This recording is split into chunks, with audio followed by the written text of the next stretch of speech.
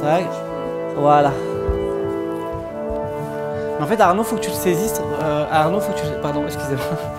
Refaites encore une fois, faut que tu le saisisses plus tard, Arnaud. Faut que tu sois... Tu viens là, tu viens là. Tac, tac, tac. Et maintenant, quand il part, voilà, comme ça te fait faire ça. Le travail de chorégraphe, ça commence par lire l'œuvre.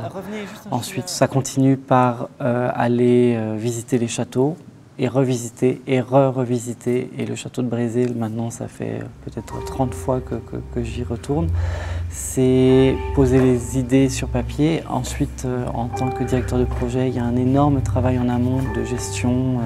Donc c'est un travail de 2 ans qui est seulement en studio après 2 ans. Donc le travail de chorégraphe, je l'attends plus qu'impatiemment. C'est le moment où enfin je peux discuter avec les danseurs et mettre en corps et mettre en mouvement toutes ces idées. Et là, step droit. Pourquoi c'est pas enchaîné? Pourquoi de là, c'est pas directement? Ce projet-là, dans ma tête ou dans un tiroir, je l'avais depuis des années, l'envie de travailler sur Cyrano. Après, moi, j'aime toujours apporter des éléments nouveaux dans mon travail et l'idée de travailler sur des lieux exceptionnels me faisait rêver depuis un moment. Donc, quand l'opportunité s'est présentée de travailler sur des lieux particuliers, patrimoniaux, et Cyrano est sorti du tiroir un peu tout seul. Je pars à la pointe d'où vous espériez me faire redon. J'ouvre la ligne, je la bouche. Tiens bien ta broche, Laridon. À la fin de l'envoi, je touche. Envoie. C'est un grand défi puisque on doit être à la hauteur de ce lieu, qui a une histoire, qui a une richesse. Chaque pierre a sa richesse, chaque couloir a sa richesse.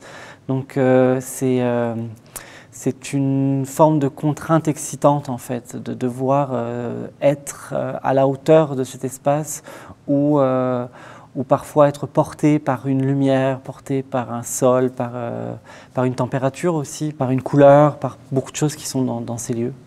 Là, je nous emmène dans les galeries qui, pour nous, représentent le cœur. Donc on va recréer un battement de cœur permanent dans tout cet espace et on a décidé que chaque petit passage, chaque galerie était comme une artère où on allait circuler en fait. Voilà. Donc c'est l'espace le plus compliqué à mettre en place parce qu'il n'a aucune disponibilité pour créer de la danse, mais en même temps c'est un des plus magiques. Le Roxane 1. Il est en bas. Donc les Roxane peuvent venir ici.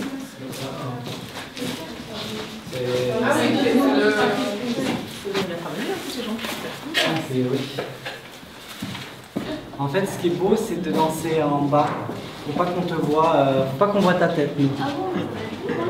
J'ai déjà travaillé avec des danseurs amateurs, mais j'ai pas été jusqu'à cet aboutissement qui est de croiser les pratiques amateurs et professionnelles sur le même spectacle.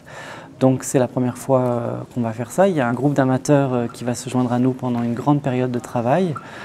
Et nous, ça va nous permettre de multiplier les possibilités de travail. Et eux, pour eux, on leur offre aussi un stage. Enfin, il y a vraiment un échange très approfondi avec la compagnie. Marche, marche, marche, monte, descend, tirez. Et 1, 2, suspend, change, tire, tire.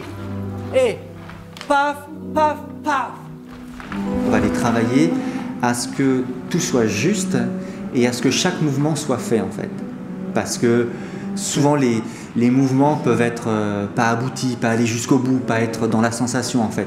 Et donc je pense que nous, un des gros travaux qu'on va avoir à faire, c'est justement ça, c'est de les amener dans la sensation, c'est de les amener à aller jusqu'au bout du mouvement pour que tout soit complet en fait et que tout soit concis. Et donc du coup, on peut transmettre après une émotion en fait. Moi j'aime beaucoup transmettre, donc c'est assez facile de travailler avec des amateurs et puis au final on voit plus trop la différence quand on fait partie d'un spectacle. Chacun a sa place et puis on fait du mieux qu'on peut et puis je pense qu'on les a emmenés quelque part et qu'elles y trouvent leur danse, qu'elles y trouvent leur rôle, leur présence. Tout le monde a fait ses duos. Il y a des moments où vraiment on est un peu bloqué, où où on se lâche pas totalement et eux ils vont trouver la chose qui va nous faire justement totalement débloquer et nous sentir beaucoup plus à l'aise. Ça, et tu étires. Hop. Pousse le poignet en avant. Voilà, c'est ça. Hop, et de là... Dans le fait de travailler avec les amateurs, il y a un rapport très fort à la passion. Donc nous, on a décidé de faire de notre passion notre métier. Mais souvent, les danseurs amateurs, c'est des rêves d'enfants, c'est des envies d'être sur scène ou des envies de danser, de partager. Donc on se retrouve là-dedans. Ils nous renourrissent en fait de la passion que des fois on peut oublier parce qu'on est fatigué, parce qu'on n'arrête pas en cours d'un projet à un autre. Donc ils nous renourrissent de la passion de la danse, quoi.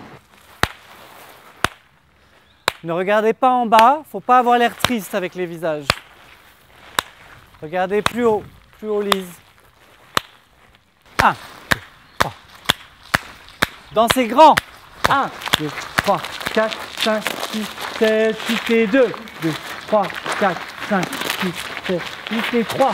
2, 3, 4, 5, 6, 7, 8, ça. Ouvrez. Moi, je suis ravie vraiment et très contente d'avoir pu découvrir en fait les différentes facettes de la mise en place de tout ça. Par exemple, on a rencontré Pascal, la costumière. Elle nous a montré un sous-pull d'amarre blanc éclatant, le truc pas très joli qu'on porte en dessous des vêtements. Et puis ces damarres sont devenus des robes, quoi. Ils ont été teintés, ils ont été légèrement déformés, décolletés, ils sont agrémentés de tissus de dentelle et voilà, c'est la robe de Roxane. C'est fabuleux.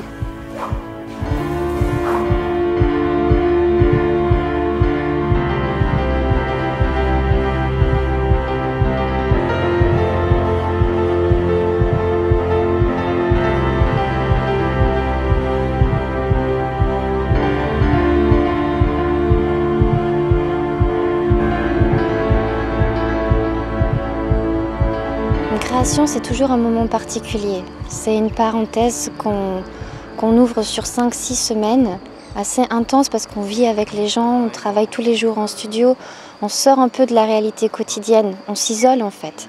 Et c'est vrai que les danseurs, quand on part en création, on crée un monde en fait qui nous appartient le temps d'un spectacle. Après, quand le spectacle est créé, on va rentrer très vite dedans, en sortir très vite.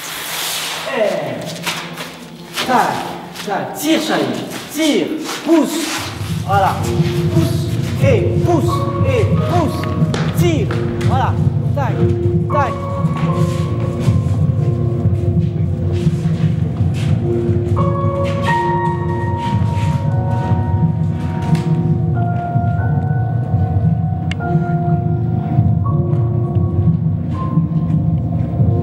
C'est un projet qui a été monté de A à Z en partenariat avec le Conseil général et avec les différents partenaires. C'est pas moi qui ai porté un projet qui ensuite été le présenté. Au cours d'une conversation informelle avec la chargée de mission danse du Conseil général, je lui ai dit ce serait chouette de faire ce spectacle, de faire un spectacle dans les châteaux, de faire Cyrano. Et elle m'a pris au mot et voilà, petit à petit on l'a créé ensemble. C'est important l'échange et de discuter aussi. Et je crois que c'est ce qui fait la force de ce projet, c'est les discussions, le temps de présence de Christophe sur le territoire, qui est venu voir les sites plusieurs fois, qui a discuté avec nous, échanger avec les différentes équipes. Et c'est pour ça que je pense que ça marche, quoi. Il y a 2 personnes dans ma tête pendant toute l'élaboration du projet, le chorégraphe et le porteur de projet. Il faut être vigilant que le porteur de projet ne prenne pas toute la place et n'étouffe pas la partie créative. Il y a un doute permanent. Il y a un doute permanent. Le plus gros doute, c'était avant de commencer la création avec les danseurs, quand ok, demain je commence, mais je ne suis pas prêt, j'ai toujours l'impression de ne pas être prêt. Je pense qu'on aura l'impression de ne pas être prêt jusqu'à 2 minutes avant le spectacle. Et je ferai tout pour qu'on le soit, mais effectivement, le doute, il est permanent. Et il est dans toute l'équipe. Il y a forcément des conflits. Hein, Il y a des choses qui sont difficiles parce qu'on demande par exemple à des costumières de faire 35 costumes. Donc pour elles, c'est quelque chose de difficile. C'est long à faire des costumes. Donc elle nous dit c'est pas possible. Alors Christophe revient. Bon, voilà, il y a des discussions comme ça qui se font. Et puis finalement, on a nos costumes, on va avoir nos costumes. Ah, la mauvaise surprise, c'est par exemple pour moi qui dois danser dans une eau froide. Je crois qu'elle fait à peu près 5 degrés. Et du coup, je dois refaire ce passage-là plusieurs fois pour que les gens puissent le voir quand ils veulent, quand ils arrivent, etc. Et du coup, c'est un peu sport.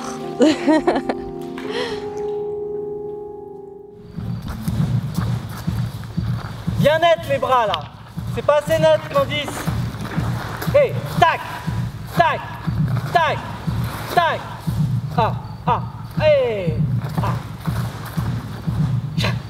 Ce projet n'est qu'une grande mise en danger, de par son point de départ, de par son déroulement.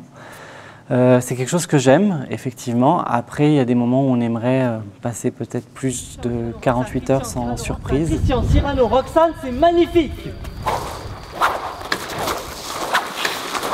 Sur ce projet-là, je pense que la mise en danger est plus importante pour Christophe, parce que c'est un format qu'il ne connaît pas, c'est un format déambulatoire où il faut tout calculer, il faut calculer le temps de chaque scène, le temps entre le changement de scène, le temps, imaginer le temps que les spectateurs vont mettre pour descendre. Ça devient très technique, pas que artistique, donc pour lui je pense que c'est un vrai défi, et pour l'équipe bien sûr. Peut-être aiguiller par exemple, toi étant donné que tu es la dernière à venir là, si jamais on voit qu'il y a du retard, je te coupe cette salle-là et tu iras directement, on va faire comme ça. Voilà.